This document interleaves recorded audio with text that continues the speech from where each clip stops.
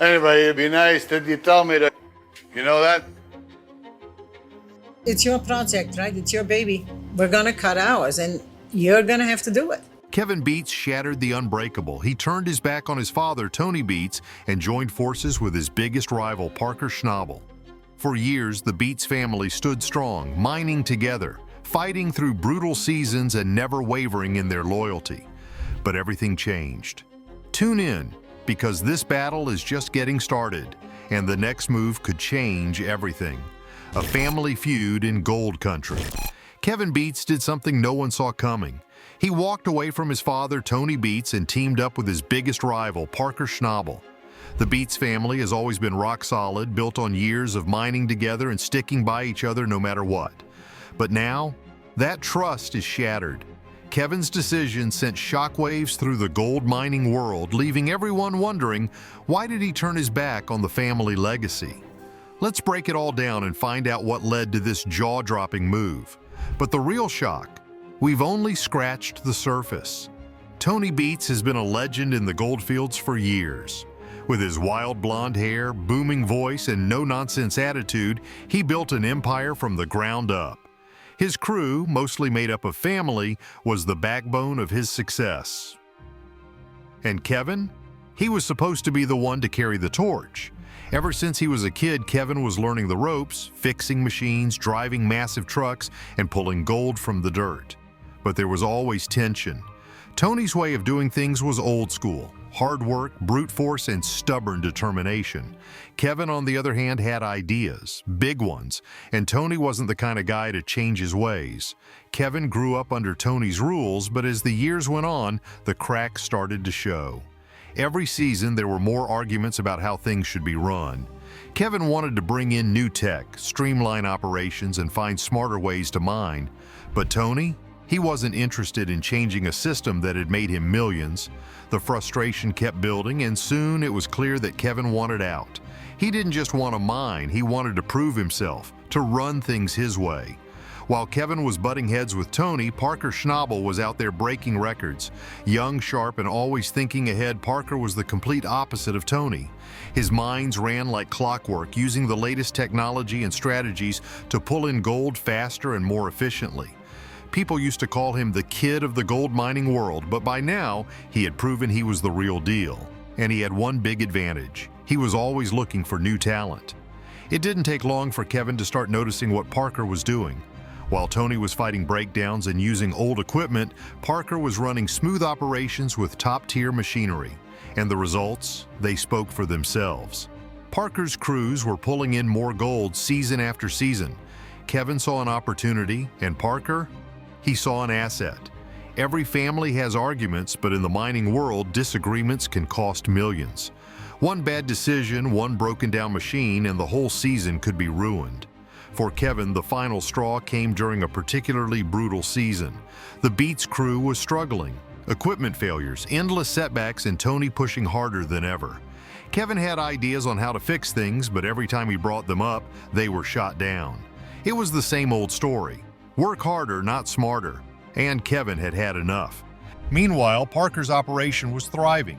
Rumors started flying he was looking to expand to bring in someone who knew the ins and outs of gold mining at a high level. And just like that, Kevin made his move. He walked away from his father's crew and stepped into Parker's world. It was a game changer.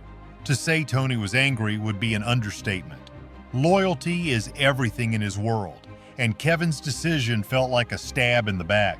The Beets family had built their empire together, and now Kevin had walked away. Not just from a job, but from his father's legacy. For Parker, though, this was a massive win. Bringing Kevin on board meant having an insider, someone who had years of experience in the Beets operation, someone who knew how to run a mine inside and out. Kevin's skills and fresh ideas meshed perfectly with Parker's vision. Suddenly, Parker wasn't just the rising star, he was the guy who had pulled off the ultimate power move. But back at the Beets camp, things were different. Monica and Mike Beets, Kevin's siblings, were caught in the middle. They had chosen to stick with their father, and Kevin's departure felt like a personal betrayal. The once tight family unit was now fractured, and the tension was impossible to ignore. A new path built on determination. For the individual at the center of it all, the decision to join Parker was about more than just mining. It was a statement of self-determination, proving the ability to succeed on personal terms outside the shadow of Tony's legacy came with a steep cost. The already complicated relationship with his father became even more fractured. While professional success came swiftly, the personal toll was undeniable. Tony, meanwhile, tried to move forward. He doubled down on his mining operations, focusing on rebuilding and proving that the Beets crew could thrive without the departed member. But those close to him knew the absence had left a mark. Tony prided himself on his ability to weather any storm, but this particular storm was one he hadn't anticipated. The loss wasn't just a blow to the crew, it was a reminder that even the strongest families aren't immune to division. Parker's crew, bolstered by the new addition, continued to set new records. Their success served as a vindication, but it also deepened the rift with the Beets family. While Parker's crew celebrated their wins, the Beets crew soldiered on, determined to prove they could still compete at the highest level. The rivalry between the two crews became even more intense, with every gold total and every setback scrutinized by fans and critics alike. This story is one of ambition, conflict, and the struggle to find one's place in a world dominated by larger-than-life personalities. It's a reminder that loyalty is a double-edged sword, and the pursuit of independence often comes at a cost. The decision to leave wasn't easy, but it was a necessary step toward defining a new legacy. For Tony, it was a painful lesson in the complexities of family and leadership. And for Parker, it was a strategic masterstroke that solidified his status as one of the industry's most savvy operators. As the dust settles, the future remains uncertain. The new partnership shows no signs of slowing down, but the scars left on the Beets family will take time to heal. Whether the move will ultimately be seen as a bold gamble or a reckless betrayal is a question only time can answer. One thing is certain. In the high-stakes world of gold mining, where fortunes are won and lost with every season, the drama is far from over.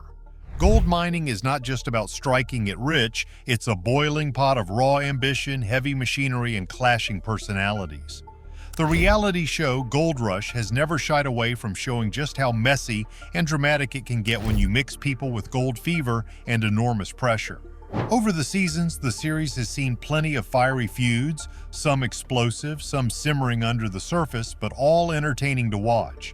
These tensions often stem from things like equipment breakdowns, missed targets, or simply personalities that just don't gel. It's the kind of drama that keeps viewers hooked, but for the miners, it's a harsh reality they can't escape. Right from the first season, the Hoffman crew set the stage for how chaotic things could get. Led by Todd Hoffman, this group of hopefuls was big on dreams, but short on experience. Their lack of know-how quickly turned into a recipe for disaster, with constant equipment failures and poor mining results piling on the stress. Things reached a boiling point when Jim Dorsey and Greg Remsburg clashed in a way that no one could ignore. Tempers flared, fists flew, and Dorsey's eventual exit felt more like an eruption than a resolution.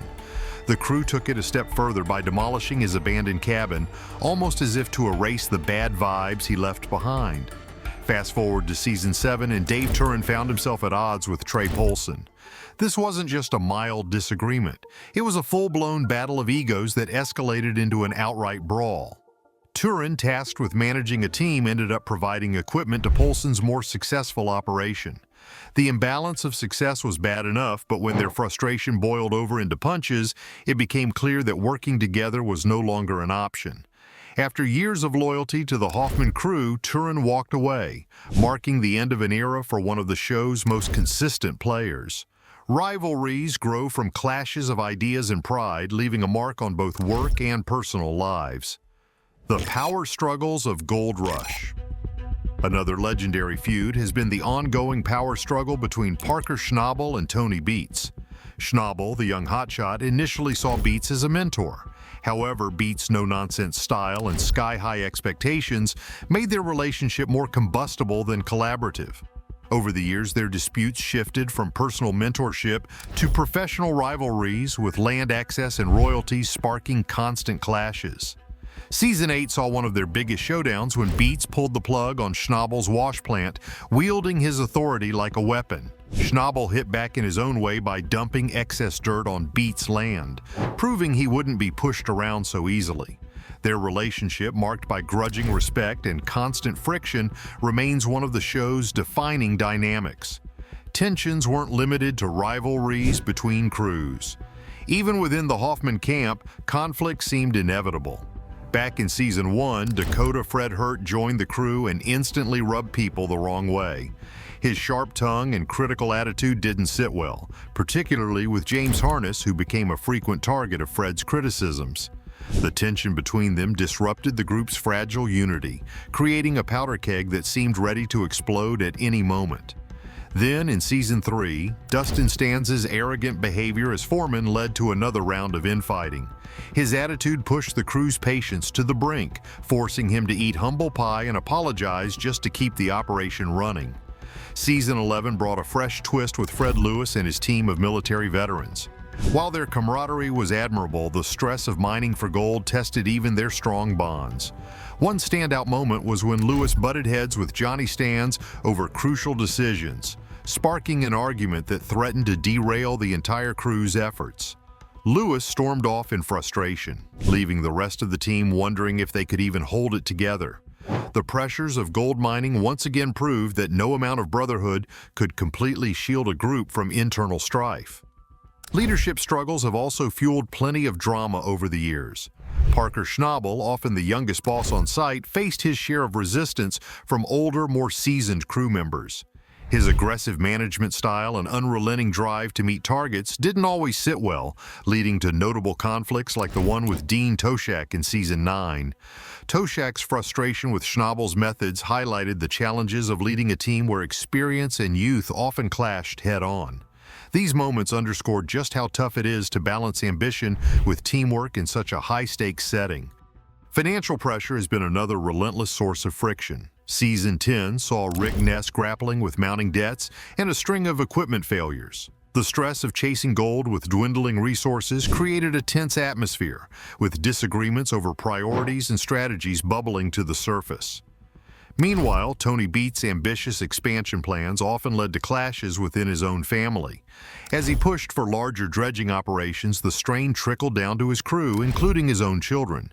Kevin Beets, in particular, found himself at odds with his father's relentless demands, a dynamic that played out dramatically in Season 15 when Kevin ventured off on his own. Their power struggles and personal conflicts added another layer of complex, already volatile operation. Family drama wasn't limited to the Beets clan, though they often took center stage. The tension between Tony and Kevin symbolized the broader challenges of mixing business with family. Whether it was about control, ambition, or simply different visions for the future, their disagreements highlighted how personal relationships can add a whole new level of difficulty to an already challenging industry. Watching their feuds unfold, it's clear that while gold may glitter, it's often family bonds that take the hardest hits. Throughout its many seasons, Gold Rush has shown us that the pursuit of wealth isn't just about dirt, machines, and shiny nuggets. It's about people, their ambitions, flaws, and the sometimes catastrophic collisions of both. Each conflict, whether sparked by egos, finances, or simple misunderstandings, adds another chapter to the show's ongoing drama. For the miners, these fights are real, with stakes that go far beyond what we see on our screens. But for viewers, these feuds are a reminder that the true cost of gold isn't measured in ounces. It's measured in relationships tested and sometimes broken. The explosive moments of Gold Rush serve as a microcosm of the human condition, where hope, greed, and resilience collide in unpredictable ways. It's this raw, unfiltered look at people under pressure that keeps fans coming back season after season.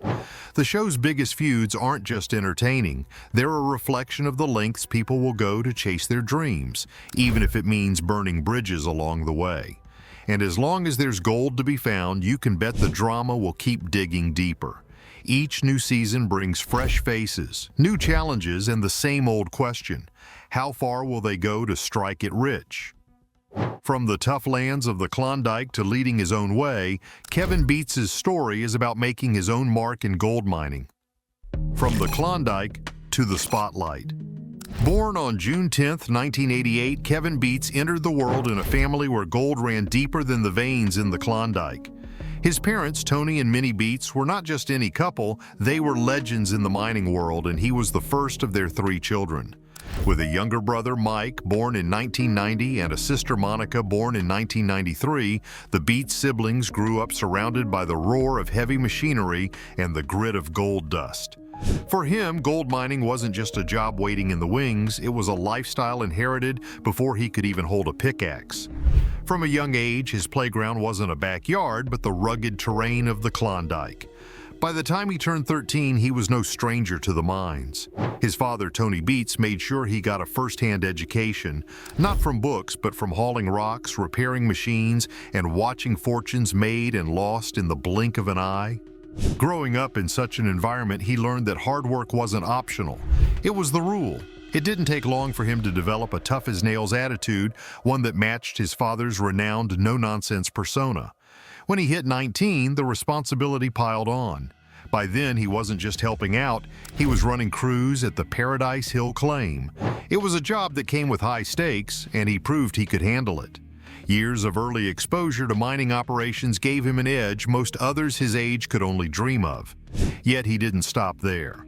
While he could have rested on his family's reputation, he chose to carve his own path, a decision that would shape his future in unexpected ways. His thirst for knowledge led him away from the mines, at least temporarily. He enrolled at the University of New Brunswick, diving into an unusual mix of interdisciplinary leadership and computer science. Earning his degree in 2012, he emerged with more than just book smarts. His education gave him a new way to approach mining, blending technology and leadership into a formula that would prove invaluable. While others saw gold mining as sheer muscle and grit, he was ready to bring brains into the equation. Armed with his degree, he returned to the family business with fresh ideas and a renewed determination. Between 2011 and 2013, he led the Eureka campsite, a critical mining project that further solidified his role as a leader. His management wasn't just about keeping the operations running, it was about pushing boundaries. He found ways to make the process faster, safer, and more efficient, proving that modern methods could work hand in hand with traditional mining techniques. But his talents didn't stop at leadership. He was a master of machinery, a wizard with a welding torch and a mechanical genius who could make even the most stubborn equipment purr like a kitten. This hands-on expertise became one of his greatest assets. Whether it was fabricating new parts or breathing life into aging machinery, his skills saved the Beets mining operations both time and money. It's no exaggeration to say that his technical know-how became a backbone of the family's success. While his focus was firmly on the business, his work also earned him a spot in the spotlight. The Discovery Channel's Gold Rush brought the Beets family into millions of living rooms, and he became a familiar face for fans of the show. On screen, his expertise and dedication were evident, but so was his drive to modernize mining techniques. He wasn't content to stick with the old ways. He advocated for innovation, whether it was new technology or safer practices, always pushing the boundaries of what the family business could achieve. In his personal life, he found someone who shared his passion for mining and his relentless work ethic. His partner, Faith Ting, became not just a teammate on Gold Rush, but also a pillar of support in his life. Together, they navigated the high-pressure world of mining, proving that shared goals could make a strong foundation for both love and work. Their relationship reflected his commitment not just to his career, but to building something lasting in every aspect of his life. His story is one of grit, determination, and an unyielding desire to improve. From a 13-year-old learning the ropes in the mines to a university graduate revolutionizing the family business, his path has been anything but ordinary. Along the way, he's shown that mining isn't just about digging for gold. It's about constantly evolving and finding new ways to succeed. For him, the future looks as bright as the gold he spent his life chasing, and his contributions to the industry are sure to leave a lasting mark. Is Kevin's decision to partner with Parker a smart move for the future, or is it an unforgivable betrayal of family loyalty? Tell us what you think, and remember to like and subscribe for more.